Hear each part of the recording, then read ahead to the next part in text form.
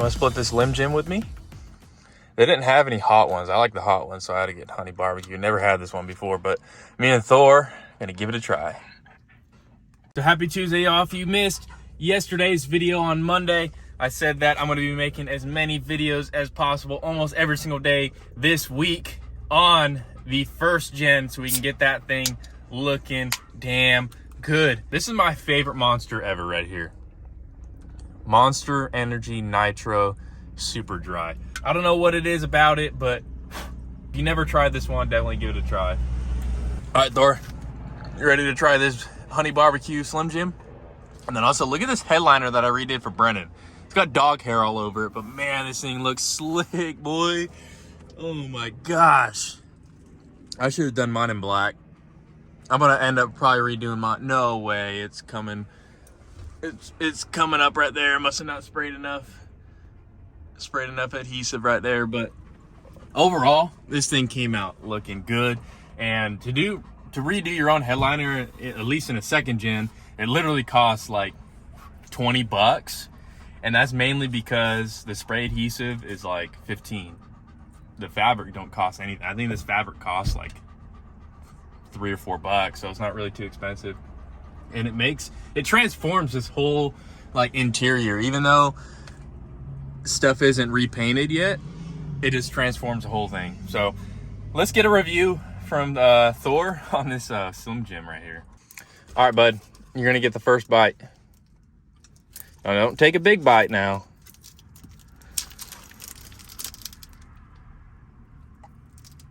Bite it, come on. Are you gonna go? Okay, here it is. He's gonna go for a second bite. I think he likes it. I think he likes the old Slim Jim. I'm gonna break it off so I don't get any of his slobber. But he likes the old barbecue Slim Jim. All right, guys, we are about 15 minutes from the shop. So I'm gonna get on my horse, get going. So we will see you guys at the shop with the first gen. So if you guys are new to the channel, this is my 1990 non-intercooled 12 valve. So this is the truck that we're gonna be working on this whole week to try to transform this thing from looking like doo-doo to looking not so much like doo-doo. We are gonna be doing a whole lot of stuff to this, but appearance-wise and getting this thing, you know, running and driving reliably, just without cables as a throttle and a wire as a fuel shut off. So the plan for this week is to get this thing looking a whole lot better. Well, like I said, if you guys are new to the channel, this is also one of my trucks. It is a 2001 Dodge Ram 2500, and we are doing an axle swap on it. So let me show you guys that here real quick. So here is my 2001 Cummins that we are doing an axle swap on. If you guys didn't know, this truck looked terrible when I first bought it. I bought this thing for $800. And since then, we've done a lot of powder, put a lot of parts off my other truck that got wrecked, like the intake horn, the turbo, a couple other things. We have so much money into this truck, and we also did a NV 4500 swap right in there, gauges and everything. So if you guys want to go check out videos on this truck, just look through my videos and you guys will see a ton of videos on that truck. If you guys are returning subscribers, you guys already know that truck. You guys are waiting for the axle swap to get done. But this week, we are going to be working on the old first gen because it has been at my house. If you guys missed last video, we brought this thing here to the shop and work on it while we are here at the shop. And this is the shop, Iron Ape Coatings and Fab. Link down below to their Instagram if you guys are looking to get anything powder coated. That's Caitlin did all my powder coating. That is on my second gen. So if you guys want some powder coating done, I'll leave their Instagram in the description below, and you can talk to them about getting a quote for whatever you want coated. But enough of that. Let's start working on this 1990 non-intercooled 12 valve. And we are going to start at the back of the truck. We're going to snatch this bumper off, snatch this bed off, and that way we can finish sanding the whole truck and get behind here. We can get to the fuel tank and everything like that. But without further ado, let's get it started.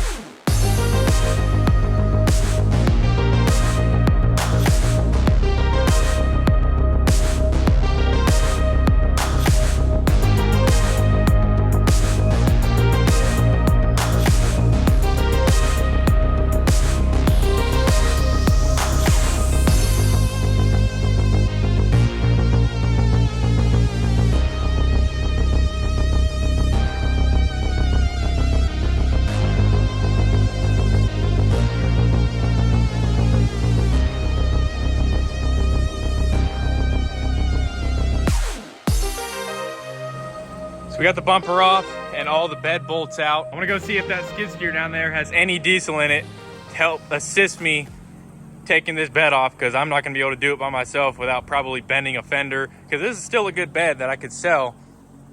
It's pretty dang straight and I don't want to mess it up. So I'm gonna see if that skid steer got diesel in it, and then we can yank this bed off of here.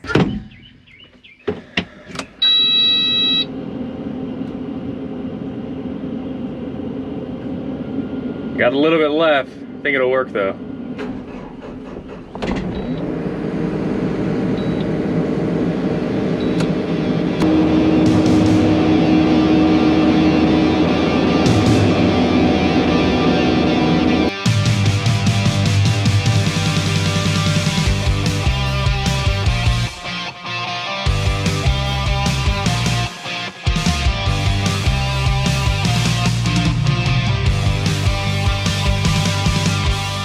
Alright, I'm gonna get a strap, hook it to the front of the bed, and then when I lift this thing up, hopefully we can yank this thing off.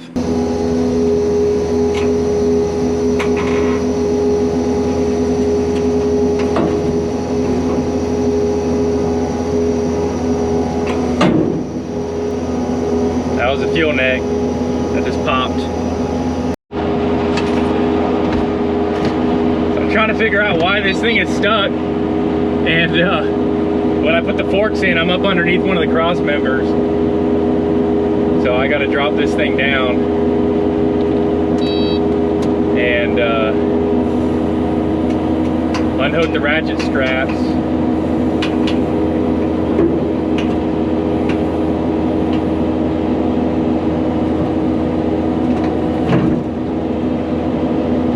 And then reposition myself, make the ratchet straps longer so I'm not up on the cross member. And we got it this time.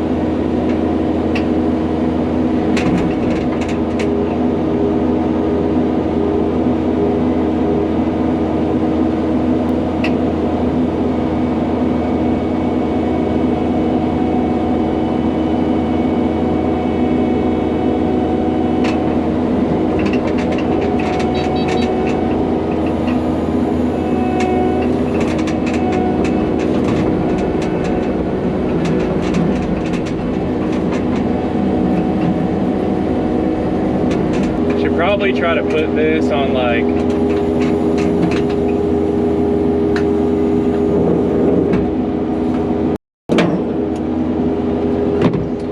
all right, the bed is off.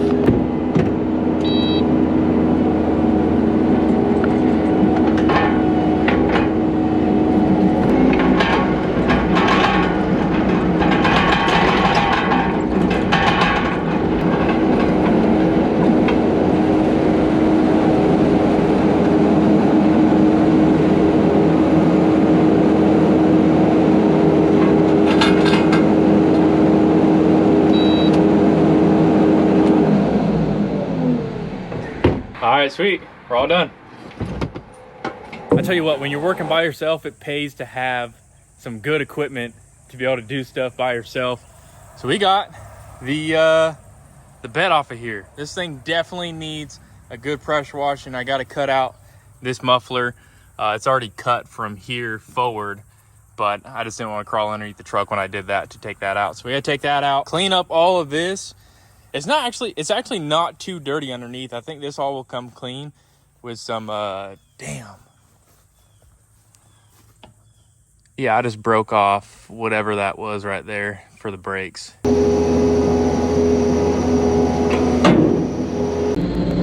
was a fuel neck. Nice, man. I don't even know what that went to.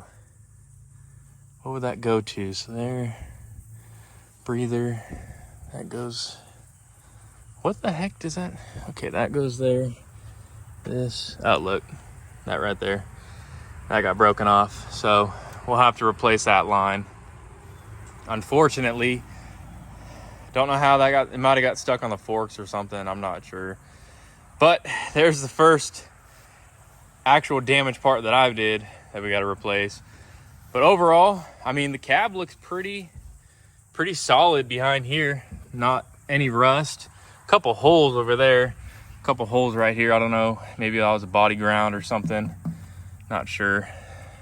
But now we can actually sand this down, sand the back down, and get it looking good. So I'm gonna go ahead. I don't know if the pressure washer is gonna reach all the way over here, so I may have to pull this truck forward or something to be able to get to it. But we got the second gen right here.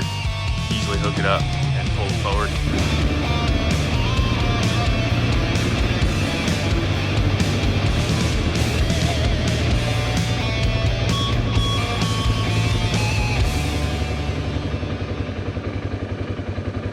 So I'm going to be using some Gunk multi-surface cleaner and degreaser to spray on this frame and everything else. It's a pretty good degreaser. I just spray it on, let it sit, and then pressure wash it off. When you first start spraying, it'll start taking off all the grease, so I like using this stuff.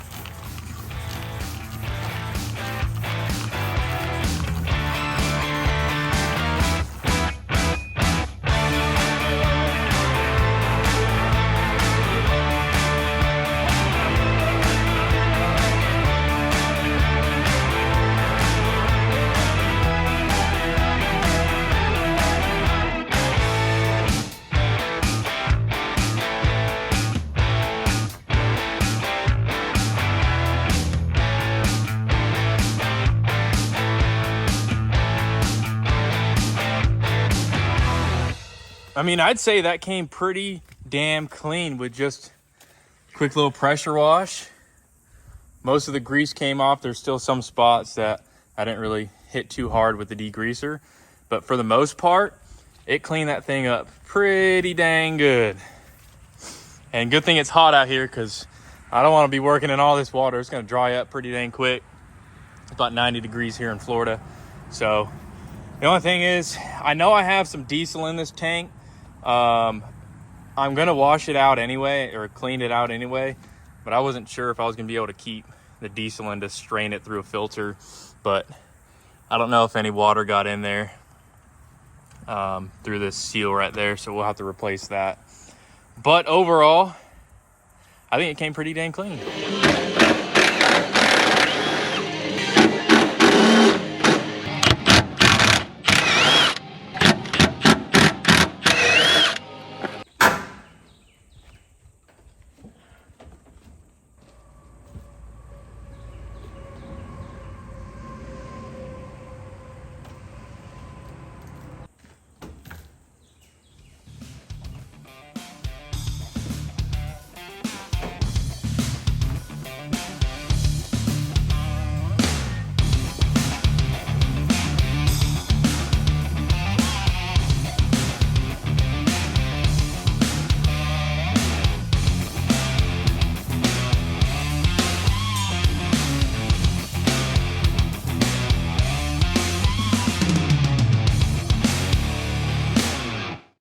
So I started vacuuming this thing out. I lifted up this right here, and man, we got freaking roaches in there. I seen like 2 big roaches. They definitely got to come out, so I'm gonna rip all this stuff out of here. But I took the old compartment out of the back right here, and look what was underneath the dang compartment. All the way back in 2000, this guy William was going hard in the old first gen. I think they were getting issues for like, look at that, $1 an issue. That's crazy, dog. William, you crazy boy. Who knows what you've been doing in this first gen since 2000. A dang roach just jumped out. Look at that. There's a roach right there. A roach literally just jumped out, went underneath this dang vacuum cleaner. We got roaches. All right, let's see how many roaches come up when I lift this. I already know there's a big one in here because I seen it run, but let's see how many roaches.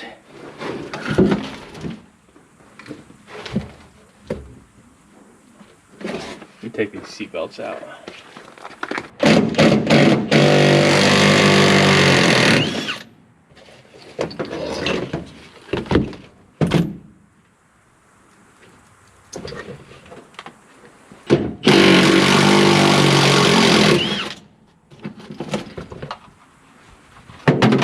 lot more rust in this floorboard than I originally anticipated there would be.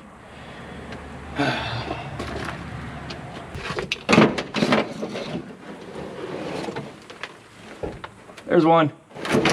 Whoa! I hate roaches, man. Absolutely hate them.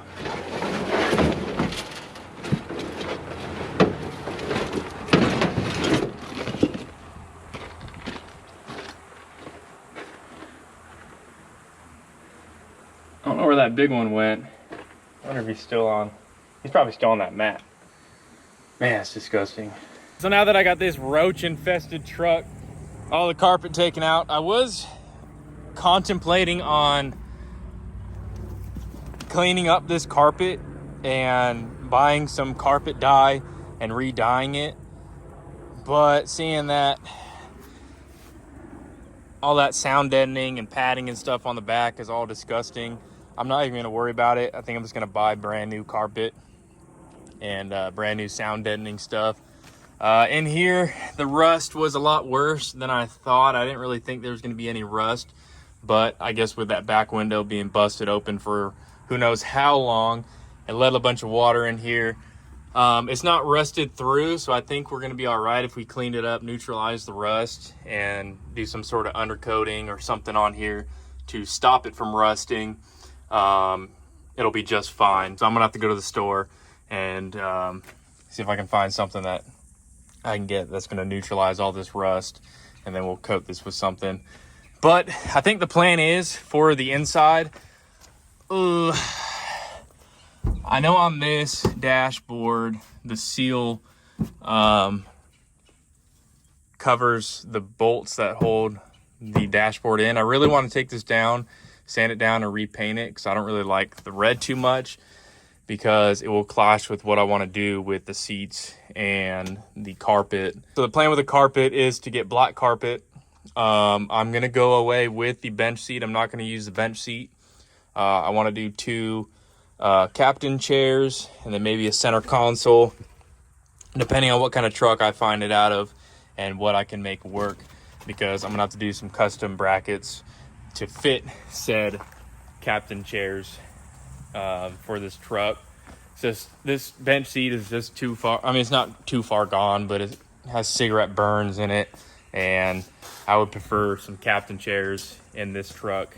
I think that's what we're gonna go. I'm gonna look at Facebook Marketplace, see if I can find a good deal on some, probably Chevy, because I think Chevy has the best feeling captain chairs that are cloth. If I want to go leather, it's gonna be pretty expensive. If I get some like King Ranch seats, they pretty much want like $1,000 for just the fronts. So I don't think for this truck, at least, that's gonna need a ton more work. I don't want to put $1,000 seats in here when I can use that money towards something else. So I think if I could find some good cloth Chevy captain chairs, they're super comfortable.